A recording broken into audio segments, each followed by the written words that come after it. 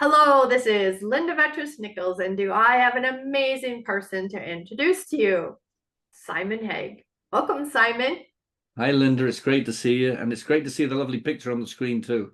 Oh, yeah, that is a lovely picture. So, Simon, tell us a little bit about this picture and also your amazing story of transformation. So this picture was taken last May last year, last early summer. My wife Margaret and I went on a holiday of a lifetime. We went on a long Mediterranean cruise. We went to see some of the best cities around the Mediterranean, Venice. This is Fun. obviously Venice. This one's at Venice, and I never, ever, ever wear hats, Linda. So Really? this is quite unique. And my wife persuaded me to buy a Panama, so I Oh, actually, I look quite distinguished, I think. you do. My husband loves Panama hats. He has a TEN for Terry Earthwood Nichols. He has a 10 pin for where the kind of bow thing would be. And yeah, Wow. it's a Wow, big wow, deal wow. in his world. Wow, wow. So yeah, so that was the trip. And then in terms of my transformation, I mean, I could talk for hours, but just really, really quickly, I guess I never really I've had a successful career, right? I was a lawyer and I've been executive, but I never really, for all sorts of reasons, felt like I kind of fitted in. I always had like excessive imposter syndrome, even though I know I have a good brain. You do. And also like a lot of people, I ended up drinking a lot, and I don't hide that from anybody. Right? And to cut a long story short, I decided to, instead of acting in the world. This was about 15 years ago now. Instead of putting on a brave face and acting, I decided that I needed to look at myself. I was in a really bad place personally, and I needed to look at myself. And part of that was giving up alcohol, getting alcohol out of my life because I Yeah. needed to, I had to. But probably more importantly for me, what came out of that was it opened up a new way of looking at life, of gratitude, of not always, I'm not perfect, Linda, I'm a human being, but try to be more selfless, to be less selfish, and be grateful for life. See life. I think what really happened to me was that um, the grayness was lifted, and I saw a lot more color in life as a result of looking at Amazing. myself and working myself. So I think that would be my quickest way of describing the transformation process.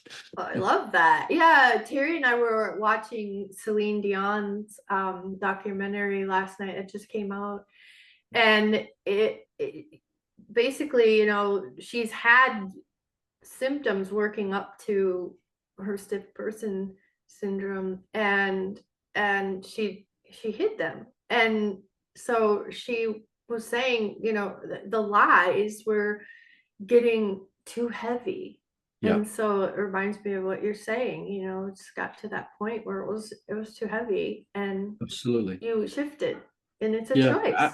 actually, that's such a good way of putting it. I always felt up until 15 or so years ago when I really started working myself. So up until I was 41, 42, I always felt like I was dragging a ball and chain behind me, because I wasn't being honest with myself. Mm. I really wasn't being, Yeah, and we lie to ourselves and we lie to others and vice absolutely. versa. Well, if you lie to yourself, you're definitely going to lie to others. Well, yeah, there's that. Just drinking. It wasn't smoking, it was drinking. No, I've never really smoked, but drinking, Gotcha. yeah. I mean, drinking, it was a 4 or 5 year process. It was something that was, as a lot of people do, I was using it as a crutch, really kind of in relation to stress and anxiety and all of these things, which came out of the fact that I wasn't living a full life, right? I wasn't being full.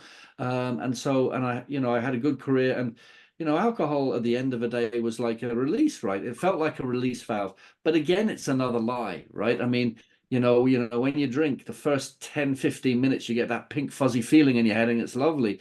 Yeah. But the second drink is never as good as the first one, and the third drink is never as good as the second one. But you get trapped into this, right? I mean, addiction starts taking over. And so I got to a point of awakening where I thought, um, if I don't stop this, I'm gonna lose my wife, my beloved wife, and my two daughters, and I'm gonna lose everything and respect and dignity. And so so I had to go through the process, and it took me 3 or 4 years.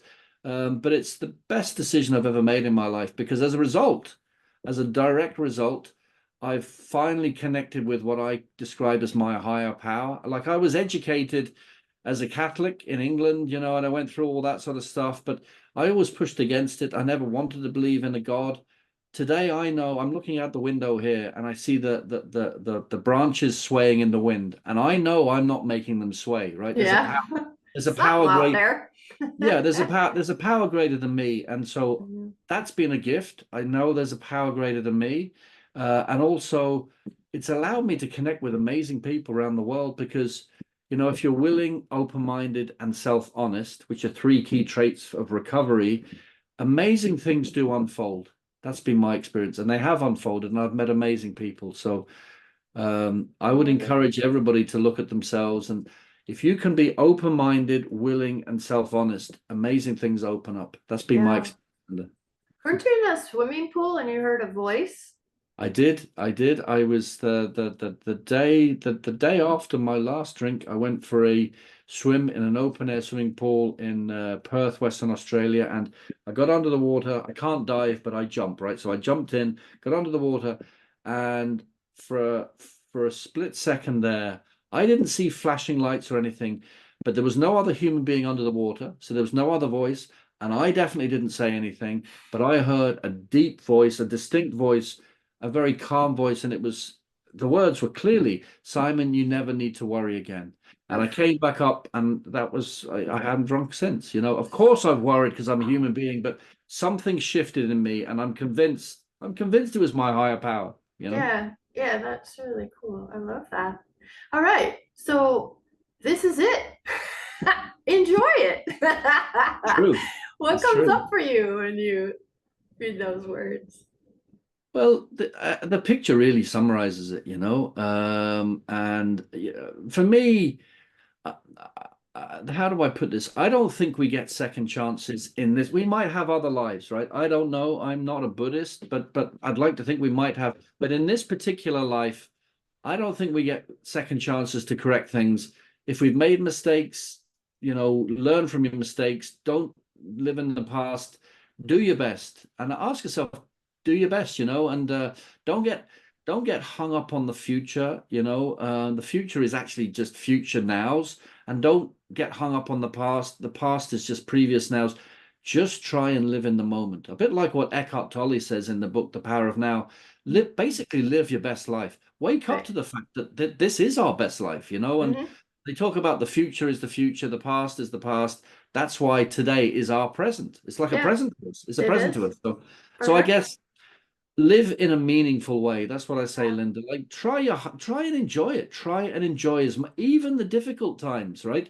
Mhm. There's always a message. When I was at my rock bottom there 15 years ago in a really bad place, even in a really bad place, when you get there, and I did, you dread it. But when you get there, it's actually not as bad as what you dread. Right. That's for So, sure. Yeah. so just go for it. Just enjoy every moment, even the difficult moments. Try and learn from them. Love That's what it. I mean. This is it. Enjoy it. Yeah. And when it comes to the word try, if you like muscle test that word actually shuts our entire system down, like Yoda is like, Yeah. not try, do, yeah.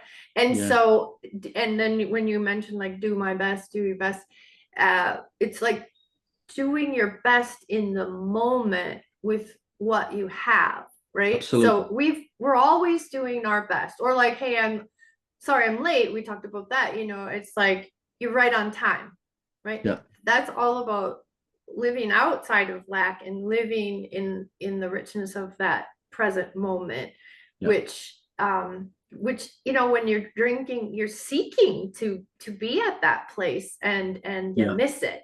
And the Exactly. other thing with drinking is the serotonin, or the dopamine levels. It raises dopamine levels, and dopamine is I want more, I want more. It's not a Absolutely. serotonin raiser. And the worst part about it is like you're not making enough dopamine when you're depressed, and then you do the alcohol. Even if you're not depressed, you do the alcohol, it kind of acts as a depressant. The thing Yeah, is, it replaces the dopamine that your brain would have made, and then you'd stop drinking. Like even the next day, you have a drink, and the next day, your yeah, dopamine levels are actually lower, and you're going yeah, to be depressed, even just with absolutely, one drink. That's been absolutely. fascinating for me because I like one drink could get me pretty high, you know. It's Yeah, like I yeah, can't handle much anyways. So yeah, yeah.